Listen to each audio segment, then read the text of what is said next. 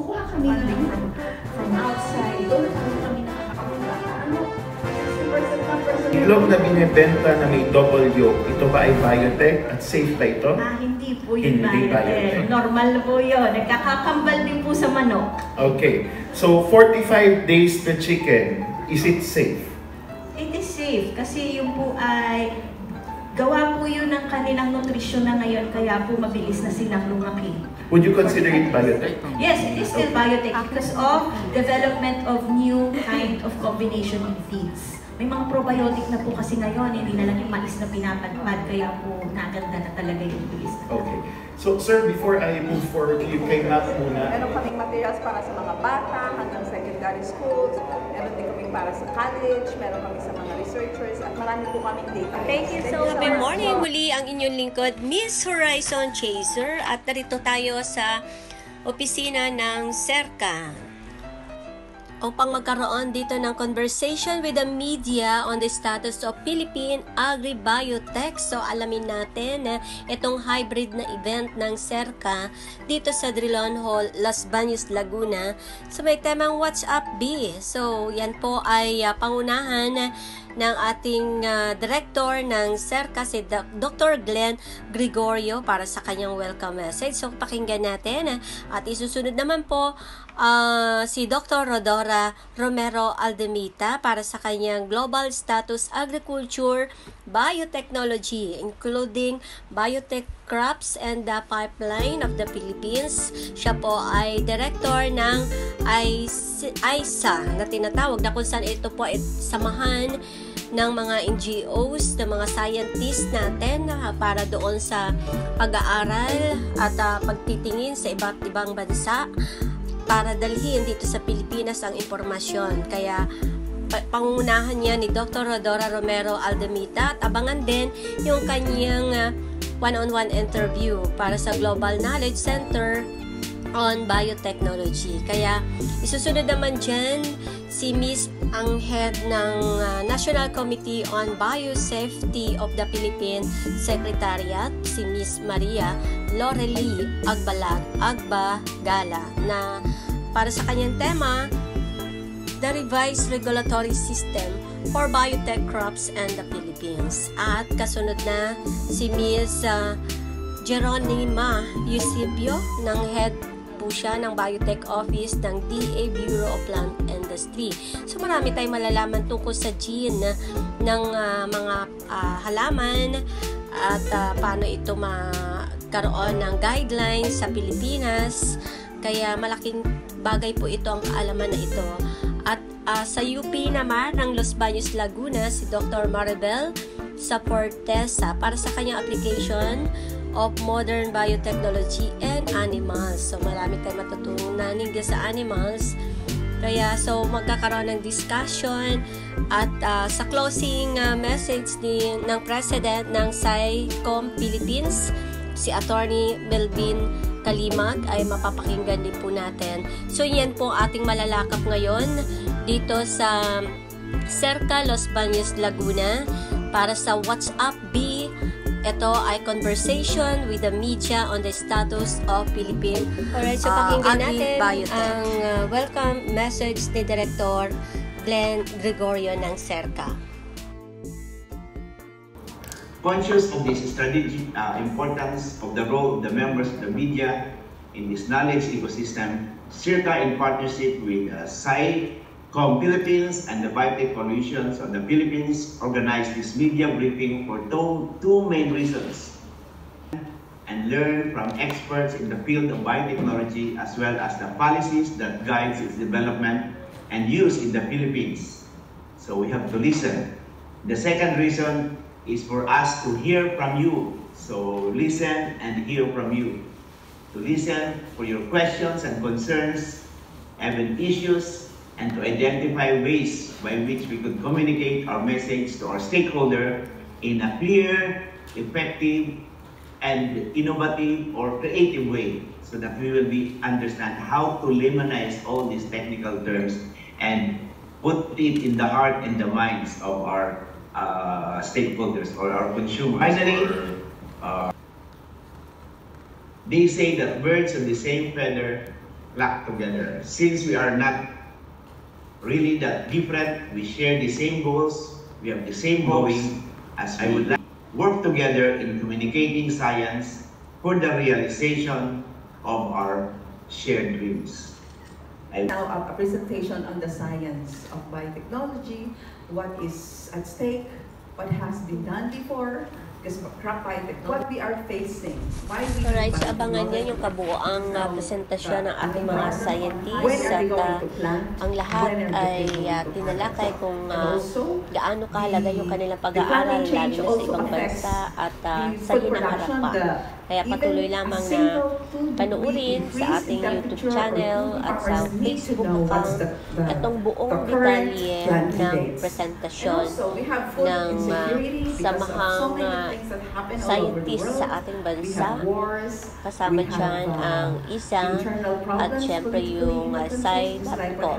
Alright, so sinuportahan nga ng CERTA. There wasn't enough importation. Ma'am Rodora, happy morning po sa inyo. Good morning. And congratulations po sa kanina sa discussion po ninyo. And gusto ko lang po natin nalinawin kung ano po yung pakinabang talaga ng ating mga mamamayang Pilipino, hindi dito sa biotech at gaano ito kahalaga ngayon sa ating sa pang-araw-araw ng ating pamumuhay. Sa 25 taon, almost 30 years na nga nagtatanim ng biotech crops sa pamumuhay. Nakita ng mga farmers at pati yung mga consumers natin kung paano nagkakaroon ng food security. Yung hindi na ngayon nawawala ng supply ng mga pagkain, mababa ang presyo. Supposed to be, this is globally ha, I'm not referring to the Philippines. Pero globally po, talaga kita natin na yung katulad ng pinakita ko kanina na yung graph tungkol sa big biotech corn, na talagang tumaas ang yield, na nakinabang lahat kasi ang corn po ay pinaka-importante sa biotech kasi kinakain nyo ng tao at saka ng animal. So kung mataas ang ani ng corn, ay talagang sigurado magkakaroon ng efficiency. Kasi yung animals din, ang kumakain ng corn, kinakain din ng tao. Kung mura yun, hindi magkakaroon ng supply ng animal meat, protein, na kailangan ng ating mamamayan sa buong mundo. Kaya through biotechnology, nagkakaroon ng katiyakan na meron talaga darating na pagkain na hindi magugutom ang mga tao at makakabili ang mga tao ng pagkain. So tama nga naman po yun, pag dumami yung supply ng corn, at talagang magiging malusog yung mga hayop natin. Ma'am, kapag po yung mga, ano bang nakabago ngayon na pamamaraan na nakikita po natin sa market? Yung ano pong masasabi niyo doon? Yung halimbawa, yung kinakain ng hayop is yung para daw mapabilis yung paglaki. Hindi na lang po natin specific na sabihin. Ay, katulad yung poultry. Opo. Gusto lang natin na linawin yun. Kasi kanina po, nabanggit na pwede naman pala tayong gumawa ng perfect na hayop or ano man, di ba po? So ano pong opinion nyo tungkol dyan? Kasi ang mga scientists hindi yan titigil hanggat may mga problema. Opo. Parang may problema ganito, anong solusyon? Ganun din ang nangyayari katulad tandaan mo nung yung insekto na kumakain ng coconut, Cocolisa, na bigla-bigla dumarating. Tapos ang punta agad ng mga nasa gobyerno, ano magagawa ng mga scientists para ito ma-conquer. So ganun din na nangyayari. So pagka meron tayong food shortage, ano magagawa ng mga scientists, ng mga food producers, mga innovators. Kaya hindi ko kami nawawalan ng, ako kasi scientist ako talaga by training, kaya ako science communicator. So ano yung magagawa natin? Ngayon sa dami ng mga innovations na lumalabas, nakikita natin yung mga potentials. At meron nga, discussion kanina, nakita natin kung ano yung mga produkto na available na magiging available pa para magkaroon ng food sufficiency sa climate change, katulad ng drought. Alam natin may drought, may submergence, merong kulang yung salinity, kasi pag may drought, yung tubig nagiging maalat. So, hindi tutubo doon ng kahit ano. So, kapag gano'n na ang mga problema, ang mga scientists ang naghahanap ng solusyon kung paano yung halaman makakalalaki at bumunga sa mga kondisyon na maalat o kaya sa kondisyon na ang taas ng tubig o kaya sa condition ng drought. Kaya ang new limitations talaga ay products ng scientists to develop new products for food sufficiency. Alright. So ma'am, ano po bang dapat pag-ingatan ng ating mga kababayan kapag po meron silang nababasa sa mga news na mula sa scientist daw, yung mga invention na yun, paano nila na malalaman na yun po'y totoo? Paano po bigyan natin ng tips? Ang magandang tip ay pumunta sila sa aming website. Ayun. Kasi yung website po namin ay science-based talaga. At saka marami kami mga news doon na nanggagaling sa talagang tamang sources sa mga universities, sa mga research institutions. At yun ang tamang sciences. Kasi marami kasing naglipa ng mga website na alam natin na pamparami lang ng pampagulo na hindi based on science. Kaya kung punta po tayo sa mga sources ng technology, sources ng science, na magbibigay talaga sa atin ng kalinawan kung paano masusolusyonan natin ang mga problema na yan. Ang ISA.org po, ISAA.org po yung aming website. Ayan. So, nabanggit nyo rin po yan, ma'am. Gusto lang po natin ipaabot sa mga kababayan pa rin natin ang serbisyo po ng ISAA no, na kung saan kayo din po ay Global Knowledge Center on Biotechnology bilang isang director, executive director pa. Ma'am, paki-highlights lang po yung inyong nagagawa at ano po nagagawa nitong ISAA. Okay. Pakisuyo mo lang po kasi para sa hindi ko nakakaalam Ano yun? kababayan natin. Ano yun? Anong serbisyo yun? At bakit mahalaga po yun? Okay. Kami po ay ISAA, International Service for the Acquisition of Agri-Biotech Applications. So kami po ay isang non-profit. Hindi po kami kumukuha ng mga proyekto na magpapagulo sa sciences. Kami po ay, ang aming trabaho ay mag-produce ng mga products, knowledge sharing products, mga libro, mga materials na pwede natin i-share sa different stakeholders. So kung kakaroon po kayo ng time na pumunta sa aming website, meron po kaming materials para sa mga bata, hanggang meron din kami para sa college, meron kami sa mga researchers, at marami po kaming database. Marami kaming resources, katulad po ng gene editing resource, gene drive resource, BT eggplant resource, yung pong aming mga products na madaling basahin, na madaling maintindihan, at sinulat in layman language. Ganda lang dyan, ma'am. Talagang inaaral ng gusto yung sinusulat mo, hindi basta magsulat lamang or nagmamarunong. Ay, hindi po. Dumaan talaga sa proseso ng pag-aaral. Pero hindi collaboration with the Department of Agriculture, Biotech Program Office, na sila ang nagbibigay sa amin ng mga ibang pondo. Hindi lang po yung ABPO ang source na Kaya aming nga po, funds. parang sinuportahan nila. Sinuportahan kami ng Department of Agriculture, Naaprubahan Biotech nila. Program. Oh yeah, pero meron po kami mga materials na galing talaga sa mga official na publications. Kami po yung nagle-laymanize. Kasi nga po ako ay scientist, so nakikita ko yung tama ba ang pagkakasulat nito. Hindi nawawala yung science thoughts or scientific ng publication. Alright. So, at least malinaw po yan, no? Naintindihan natin. Bilang isang scientist, gumawa kayo ng isang samahan. Ito na po yun. Na siya maglilinaw ng lahat. Yung mga inaaral niyo po, katulad nitong nabanggit na mais. So, at least po yun, sigurado tayo. Dahil kasi scientist po ang nag-isip, ang nagtingin ng solusyon. Tama po na. So, yan po, ma'am. And ano pa po yung maaasahan nila sa ISAA? Kapag meron po kayong pangangailangan ng capacity building, gusto mo katulad nga po nung nanggaling kami sa Kongreso, every year, meron po kami meeting or engagement with the House of Representatives. At pinapaliwanag po namin yung mga bago yung class na biotechnology. At sinasabi po namin yung mga benepisyo nito sa ating lipunan, sa ating bansa, ano yung magagawa nila. So yun po. At every time that we go there, lagi nila sinasabi, sige pa po, dagdagan niyo pa yung aming kaalaman. So capacity building not only sa researchers, policy makers, regulators, pati sa science communication. Naglalaganap po kami ng mga training modules. Hindi lang po sa Pilipinas international kasi international po kayo. Kasi katulad nga po next week, pupunta kami sa Bogor, Indonesia. Meron po kaming Asian short course on anti-biotechnology, biosafety, and communication. So ang mga mag-a-attend po dito ay mga Southeast Asia.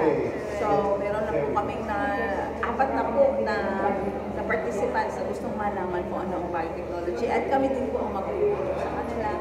Meron din po kami mga resources speakers para matuto sila. So, kasi ma'am, doon po kayo sa ibang bansa na kumukuha ko ng ganyang kaalaman. Pero ang totoo, makikinabang din tayo. Kasi bibiro po kayo, dito nyo dadalhin yun, diba? So, dito nyo ituturo yun. Ako, nagtuturo din kami dito kasi may mga projects kami dito sa Department of Agriculture. Sinabi nila na, meron pala kaming project ngayon yung development ng capacity ng regulators, ng R&D, researchers, ng communicators. Meron kaming ladderized training program. Yeah, ginagawa po namin halaga niyo po pala talaga. Thank you. So yan, at least nalinawan po namin yun. Yung ginagawa ng ISAA. You don't call us ISA. ISA. Kasi IAA. Oh, ISAA. Pwede mo gawin na ISA. It's Z, ISA. ISA AAA.